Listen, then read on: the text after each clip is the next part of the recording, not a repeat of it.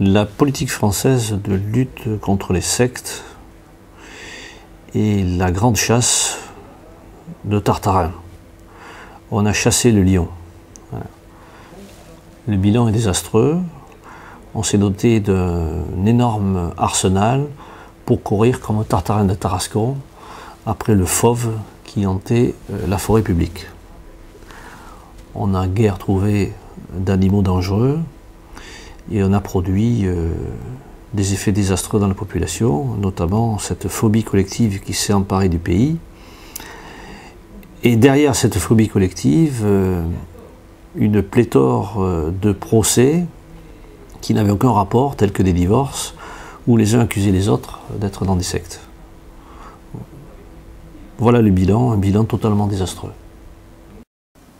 Le constat édifiant de maître Bernard Biraud sur les errements de la lutte antisecte française nous invite à regarder concrètement ce que peut signifier l'intrusion de cette psychose dans la vie privée des gens. L'accusation d'être dans une secte s'est banalisée suite au climat de discrimination entretenu depuis 3 décennies, notamment au moyen des rapports parlementaires de 1996 et 1999. Ces rapports ont listé comme dangereux des groupes spirituels, sans en apporter la preuve et sans respect du contradictoire. Ils sont réputés n'être qu'indicatifs et sans valeur juridique, mais leur pouvoir de nuisance est bien réel, puisqu'ils sont systématiquement utilisés par les autorités et cités en référence dans les médias. 3 mères de famille ayant divorcé ont bien voulu témoigner des conséquences de cette décision lorsqu'elles se sont vues accusées d'être dans une secte. Christine a 2 enfants. Elle a divorcé après 8 ans de mariage. Quelque temps avant son mariage, elle s'était engagée dans une démarche spirituelle qui, par la suite, a été listée dans le rapport parlementaire sur les sectes de 1996. 8 années après leur divorce, son ex-mari l'accuse d'être dans une secte qu'il prétend dangereuse pour son fils. Marie-Christine a 5 fils, dont 2 mineurs. Elle souhaite divorcer contre l'avis de son mari. Ses enfants et son ex-conjoint, par l'entremise de l'ADFI, l'accusent alors de faire partie d'un mouvement à risque sectaire avec des conséquences possibles pour les 2 enfants mineurs. Quelque temps après son divorce, Anne-Marie choisit de suivre un enseignement spirituel qui sera également listé dans le rapport parlementaire sur les sectes de 1996. Ces 2 filles participent épisodiquement à des activités d'animation pour enfants au sein de l'association. Peu après son nouveau mariage, Anne-Marie reçoit une plainte émanant de son ex-mari, l'accusant d'être dans une secte et de mettre en danger les 2 filles. Beaucoup de conjoints, pendant ou après une procédure de divorce, sont confrontés à ce type d'accusation. L'affaire dite Getliff, médiatisée à outrance, en est un exemple récent. Cette jeune femme française accusait son mari canadien d'être dans une secte pour avoir la garde de leurs 2 enfants. Si la justice française a rapidement écarté la thèse de l'appartenance sectaire pour n'y voir qu'une affaire personnelle douloureuse, elle n'a pas toujours fait preuve de lucidité dans ce type de situation, comme en témoigne maître Philippe Perrolier. En 1981, la Cour de cassation valide l'arrêt d'une cour d'appel. Il s'agit d'une demande en divorce et la Cour d'appel avait dit que sous l'empire de ses convictions religieuses, la femme, adhérente d'une secte, imposait à son entourage et à son fils en particulier une nourriture étrange et n'élevait pas celui-ci suivant les principes de la religion de la famille. C'est tout. Il n'est pas question de comportements dont on pourrait dire qu'ils sont dangereux ou en tout cas fautifs dans le cadre d'un divorce. Il n'est question que de nourriture et de conviction.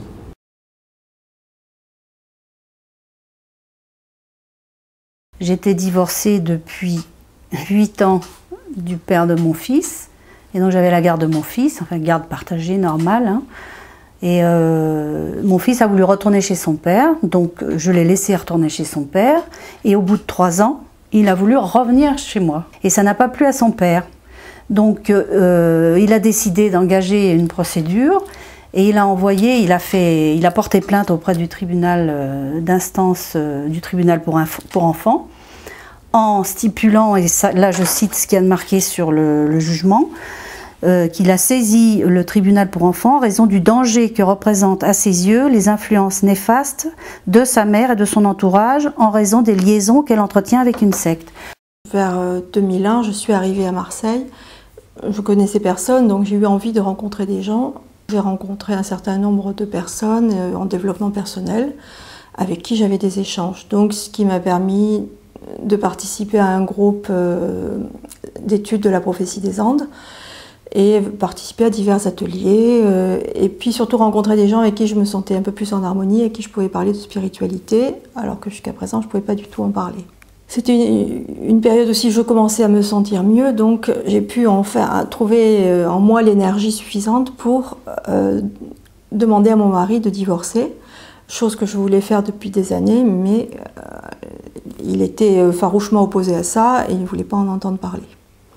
Il en a beaucoup parlé à mes enfants, mes fils aînés qui étaient majeurs. Et ils se sont mis en tête tous que je devais faire partie d'une secte. C'était pas possible que je veuille par moi-même divorcer. C'était inimaginable. Il fallait qu'on m'ait monté la tête. Et c'est là qu'ils ont décidé d'aller voir la DFI. J'ai rencontré mon compagnon actuel. Et un an après, on s'est mariés et on a donc annoncé un petit peu à tout le monde qu'on allait se marier. Et puis, bien sûr, mon ex-compagnon a été informé par mes enfants. Et là, il y a eu brusquement une très très vive réaction, avec même une réaction, des agressions verbales par téléphone. Il venait, il faisait intrusion un peu dans notre univers, dans ce nouveau couple qui était formé. Et très peu de temps après, en fait, on a reçu des courriers d'avocats disant que nous appartenions à une secte, un dépôt de plainte, m'accusant de faire partie d'une secte et d'y emmener les enfants, et que c'était dangereux pour les enfants.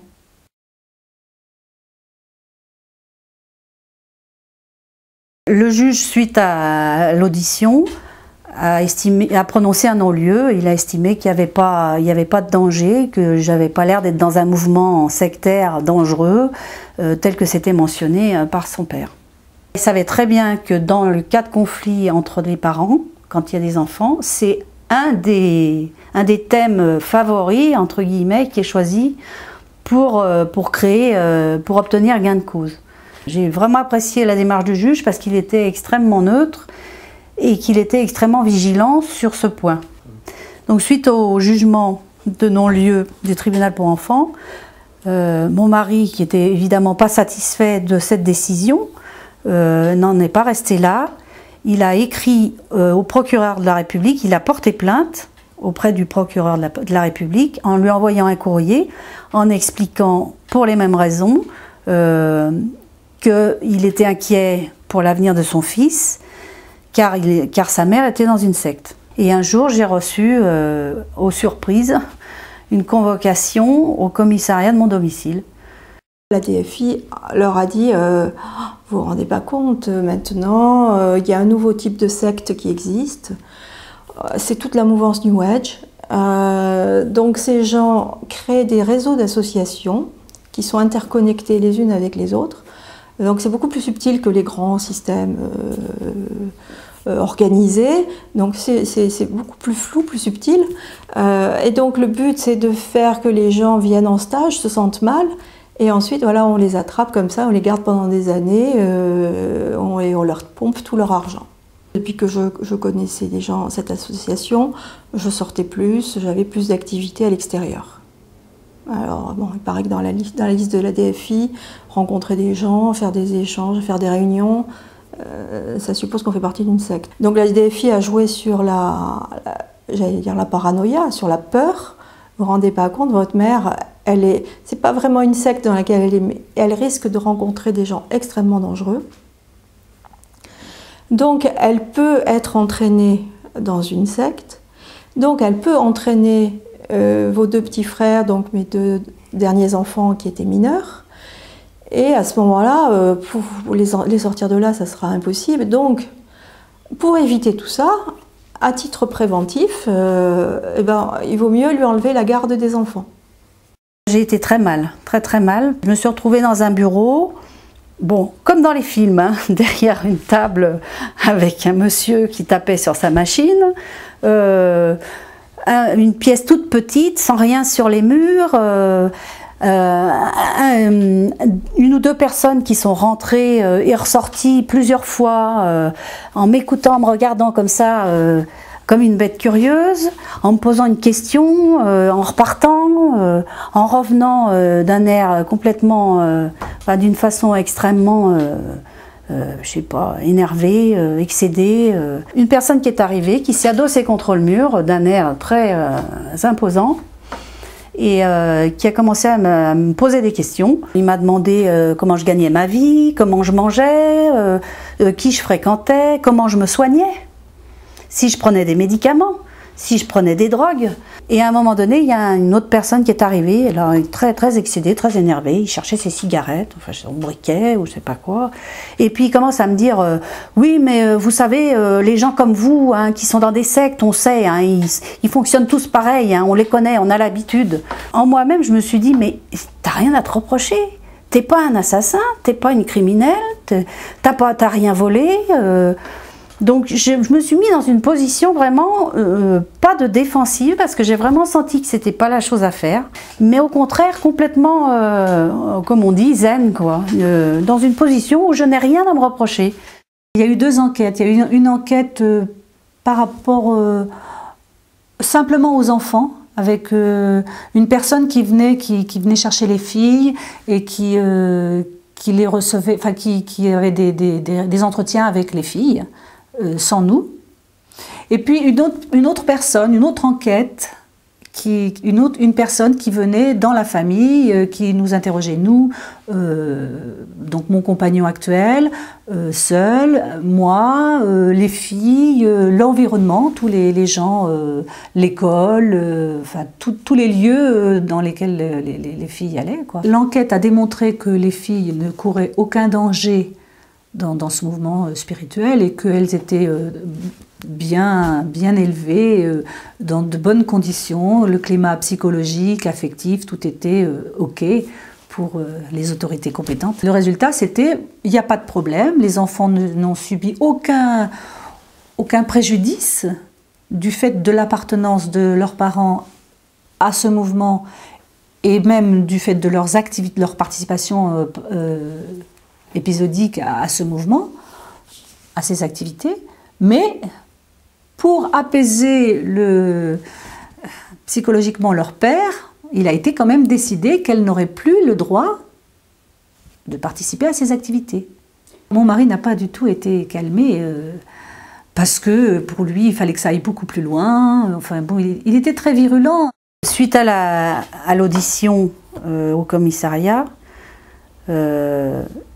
il devait y avoir une enquête sociale, puisque c'est les personnes, enfin les policiers qui me l'ont dit. Ils m'ont dit, il va y avoir une enquête sociale à votre sujet. Nous allons enquêter auprès de vos voisins, de vos amis, je ne sais pas, mais employeurs, médecins, assistantes sociales, etc. etc. J'ai pas eu de retour du tout de cette enquête sociale. Donc, est-ce qu'elle a eu lieu ou pas? Je suppose, puisqu'il y a eu après une convocation au tribunal.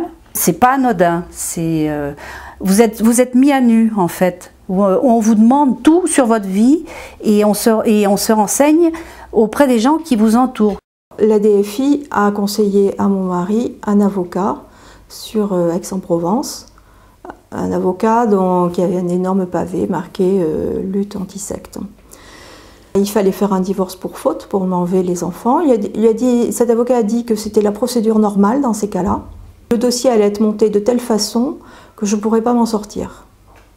Le but, donc, c'était de me mettre sous tutelle. En fait, tutelle non officielle, mais m'infantiliser, me traiter comme une irresponsable, incapable d'avoir la compréhension de ses actes. La situation vécue par Marie-Christine n'est pas rare. Écoutons Christian Paturel, ancien avocat, témoigner de son expérience du lobbying anti-secte auprès des cours de justice et de l'influence de ce lobbying dans le déroulement de certaines enquêtes sociales. Des procédures de divorce, garde d'enfants, où on voyait apparaître dans les procédures des dossiers de la DFI, des dossiers assez subséquents, puisque c'était des dossiers à peu près épais comme ça, qui étaient remis à l'avocat adverse, voilà, de façon à alimenter le débat en montrant que la personne avait changé de religion en ayant adhéré à une secte. J'ai même vu moi des confrères qui, très peu courtois, code de déontologie, remettaient ce dossier au juge aux affaires familiales, à l'époque matrimoniale, au moment où je m'éloignais, c'est-à-dire que l'audience était terminée, en partant, on laissait ça comme un petit cadeau de Violette, quoi, voilà. On disait, tenez, vous jetterez un coup d'œil. Dans les divorces, il y avait 3 parties au divorce. Le mari, la femme et la défi. Et c'est vrai, c'était un divorce à 3. Il y a des mariages à 3, là c'était un divorce à 3. Là. Systématiquement, la défi apparaissait. Alors bon, elle n'apparaissait pas en tant que partie, mais alimentait. J'ai eu des dossiers, bah, quand on aurait pu s'orienter vers un divorce conjoint, qui brutalement s'emportait et tournait au contentieux, et il faut voir même à la guerre de tranchées. Hein. C'est ce qu'on appelle une association pour la défense de la famille, de l'individu, pour la paix de la famille, la paix sociale, voilà. Bravo. Il y a mieux dans le genre. Alors je me souviens de ce rapport d'enquête sociale qui est absolument monstrueux, parce qu'une maman qui est abandonnée, qui retrouve un emploi, qui élève ses 2 enfants, vraiment en toute dignité, bons résultats scolaires, aucune criminalité de la part des enfants, bien qu'appartenant à une minorité religieuse, vous voyez comme quoi les préjugés sont totalement faux, bon, être noircie comme elle était noircie, il n'y avait rien. Il n'y avait même pas 1% de bien pour cette femme. L'enquêteur social a complètement dérapé. Voilà. Et là, la présidente m'a arrêté immédiatement. Elle m'a dit, écoutez, M. Paturel, je vous arrête tout de suite. Perdez pas votre temps pour le rapport d'enquête sociale. Nous n'en tenons pas compte. Pour nous, il n'a aucune valeur. Donc d'elle-même, elle a écarté ce rapport d'enquête sociale en considérant que c'était un rapport monstrueux qui ne correspondait absolument pas à la vérité. Voilà. Ce que tout juge a le droit de faire. Hein. Un juge n'est pas lié par une expertise ou une enquête sociale. Hein, c'est la justice, c'est lui qui la rend, c'est pas l'enquêteur social. Ce n'est pas l'expert. Donc voilà l'exemple même de magistrat ouvert, hein, qui n'a pas du tout subi de pression de la part de la défi ou de la part d'un enquêteur social, et qui a son discernement, qui sait faire la part des choses et écarter des débats, des documents qui n'ont absolument rien à faire dedans, qui sont absolument honteux et qui sont des contre-vérités.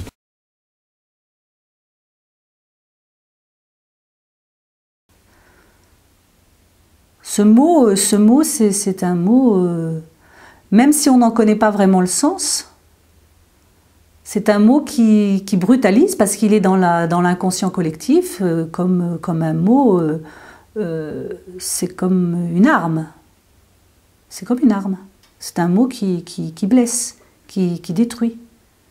Utiliser ce mot-là, déjà, c'était, pour moi, c'était comme... Je sais pas, comme me mettre dans un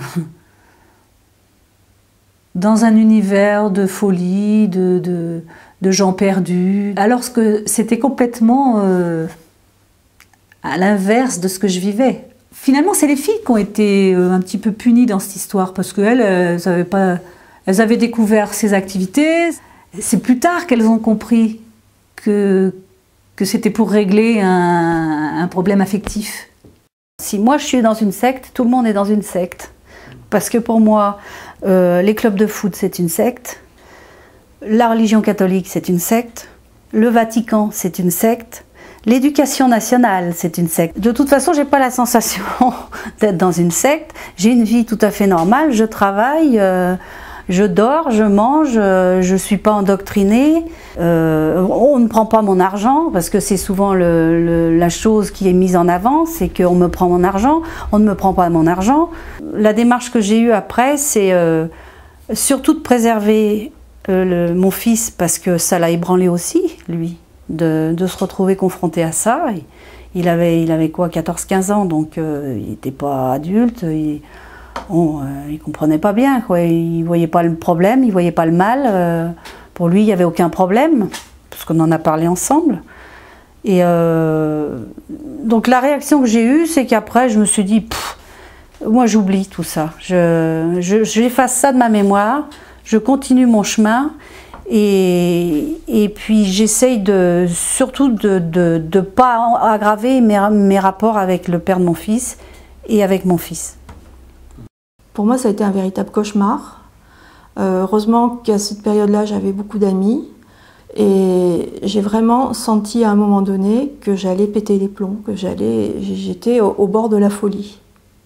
Heureusement qu'il y a vraiment un jour en particulier, j'ai senti que cette journée-là, s'il n'y avait pas quelqu'un là, qui était là près de moi, à qui je pouvais parler, qui me tienne la main, je devenais folle. Heureusement, j'ai trouvé cette personne.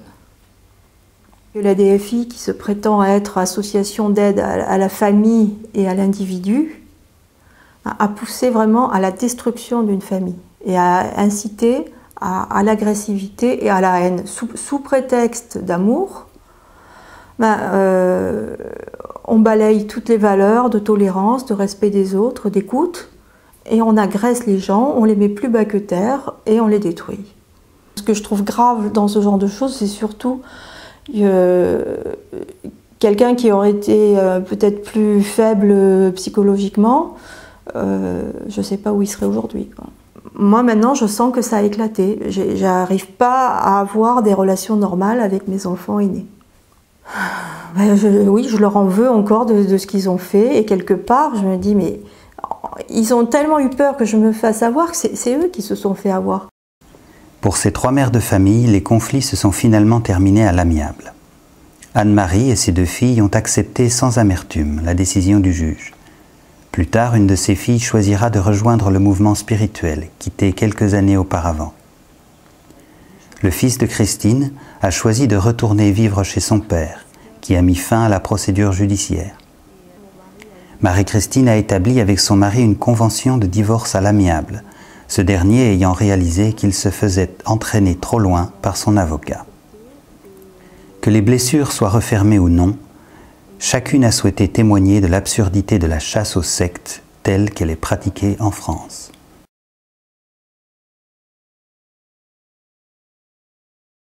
Accuser, c'est facile.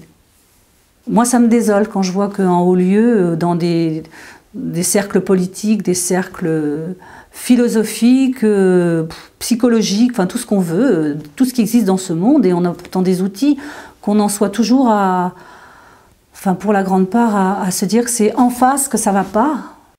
Bon, maintenant, pour faire du mal à quelqu'un dans un divorce, on ne sait plus trop quoi utiliser, on utilise les sectes ou la pédophilie.